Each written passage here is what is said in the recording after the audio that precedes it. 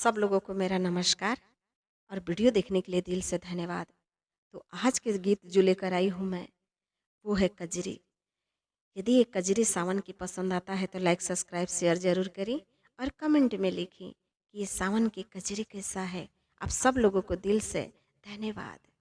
तो आइए सुनिए कजरी। हरे राम आइल सावन मत वाला बोलमु दिल वाला ए हरी। हरे राम आइल सावन मत वाला बोलमु दिल वाला ए हरी।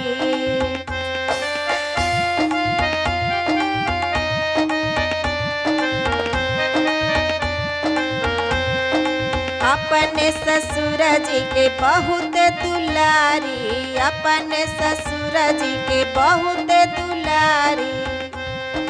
हरे राम सासू जी के दिल बड़ा काला बोलमु दिल वाला ए हरी। हरे राम सासू जी के दिल बड़ा काला बोलमु दिल वाला ए हरी।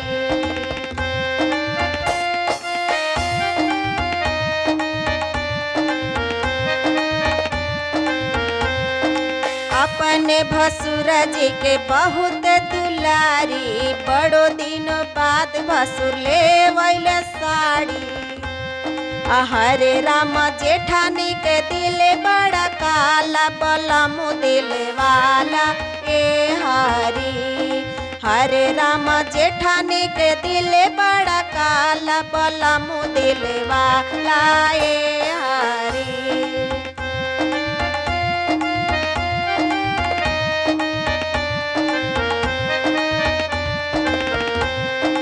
अपने नंदोई जी के बहुत दुलारी, अपने नंदोई जी के बहुत दुलारी। हरे राम ननदो के दिल बड़ा काला बोलमु दिल वाला ए हरी। हरे राम ननदो के दिल बड़ा काला बोलमु दिल वाला ए हरी।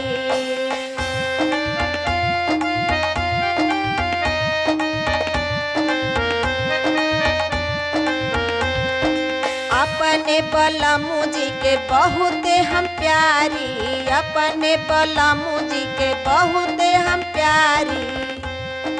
हरे राम बागों में झूला झूलाए बोलमु दिल वाला ए हरी।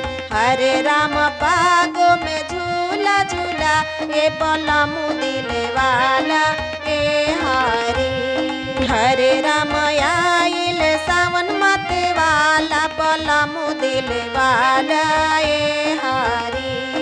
हरे राम आइल सावन मत वाला बोलमु दिल वाला ए हरी।